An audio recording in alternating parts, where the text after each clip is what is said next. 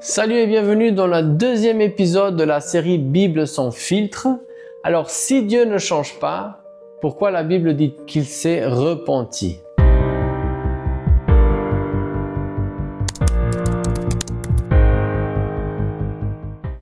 Quand nous lisons la Bible, il peut sembler qu'il y a une contradiction. D'un côté, nous trouvons des textes qui affirment que Dieu ne change pas d'avis, et d'autres, nous voyons des passages où Dieu semble se repentir ou revenir à l'arrière. Alors, au final, la question c'est, est-ce que Dieu change-t-il ou pas? Si on regarde Malachie 3,6, il nous dit « Je suis l'Éternel, je ne change pas ». Et en Nombre 23, 19, on peut lire aussi « Dieu n'est pas un homme pour mentir, ni le fils d'un homme pour revenir sur sa décision. » La Bible est claire, le caractère de Dieu ne change pas.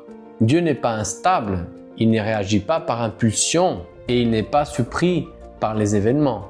Alors, comment expliquer des textes comme celui qu'on peut trouver aussi en Jonas 3,10, qui nous dit « Dieu vit ce qu'ils faisaient, il vit qu'ils renonçaient à leur mauvaise conduite, alors Dieu regretta le mal dont il les avait menacés et ne le fit pas. » Dieu a-t-il changé d'avis?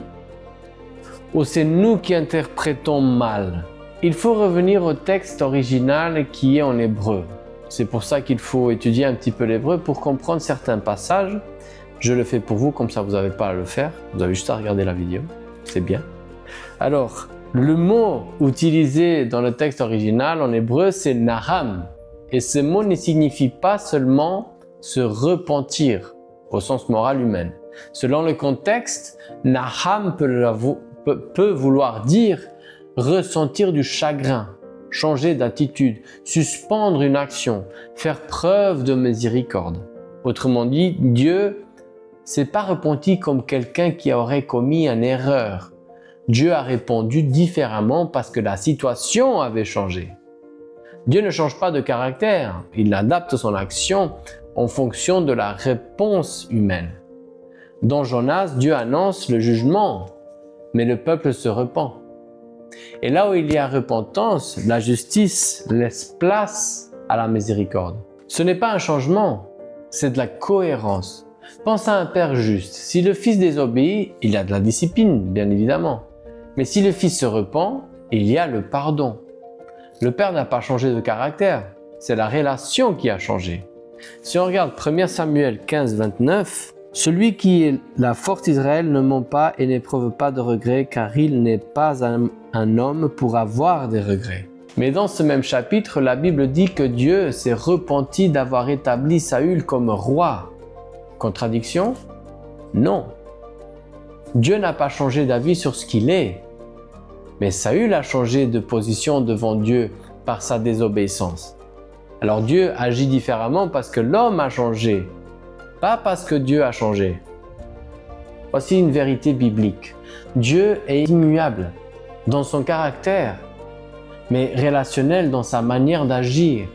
Il est toujours juste, toujours saint, toujours fidèle. Mais la manière dont nous faisons l'expérience de Dieu dépend de notre attitude, de notre réponse à lui.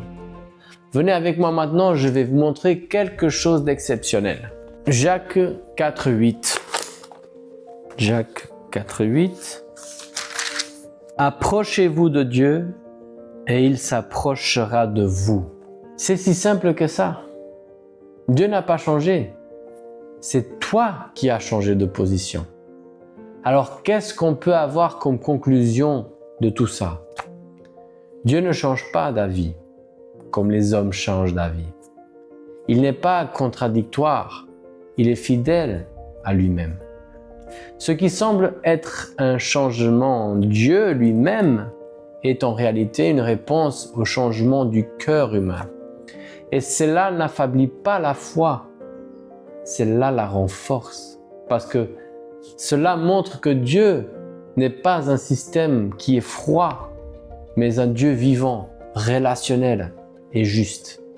Amen. Si tu as aimé, n'oublie pas de partager la vidéo autour de toi. Après tout, c'est bien ça que Jésus nous demande, de partager sa parole. À bientôt dans la prochaine vidéo.